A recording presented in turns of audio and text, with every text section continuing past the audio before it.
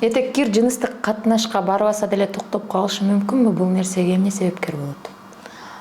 Этеккир менен жыныстык катнаштын байланышы жок. Көп аялдар ойлойт экен, турмушка чыгып, ажырашкан аялдар, мисалы каза болуп калган күйөөсү жыныстык катнаш болбосо, аял киши ооруп калат. Гормональный нарушение болот деп ойлошот экен. Бул такыр туура эмес. Жыныстык катнаш бул бизге бала төрөгөнгө берилген нерсе, айыз болсо бул менен эч кандай эмеси жок. Байланышы жок.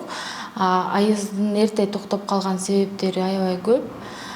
Бул туура эмес. Азыркы учурда Кыргызстанда бүткүл дүйнөдө 20-25 жашында биз термин бар, климакс деп коебуз. Климаксқа учурап калгандар да бар. Көбүнчө ойлошот экен, бул норма болушу мүмкүн деп, көп өзүнө мамиле бурбай убакыт өткөрүп жиберишет. Ошондуктан жыныстык катнаш болбосо да айызыңыз токтоп калса же азайып баштаса, конечно, эртерээк барганыңыз жакшы, азайып баштагандан баштап. Сразу эле токтоп калган учурлар аз болот. Биринчи көбүнчө айтышат, 3 күн болот эле, кийин 2 күн болду, кийин 1 күн болду, бир күндө 4 прокладка алмаштырдым, кийин 2 депчи.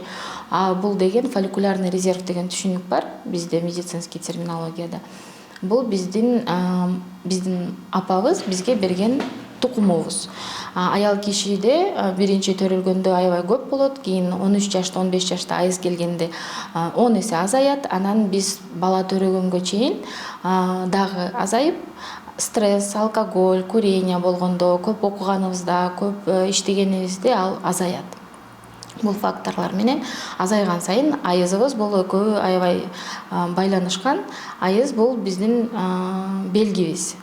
Ден соолук, аялдын ден соолугу жакшы деген бир белги. Ошондуктан айызыңыз токтогонго чейин гинекологко барышыңыз аябай зарыл.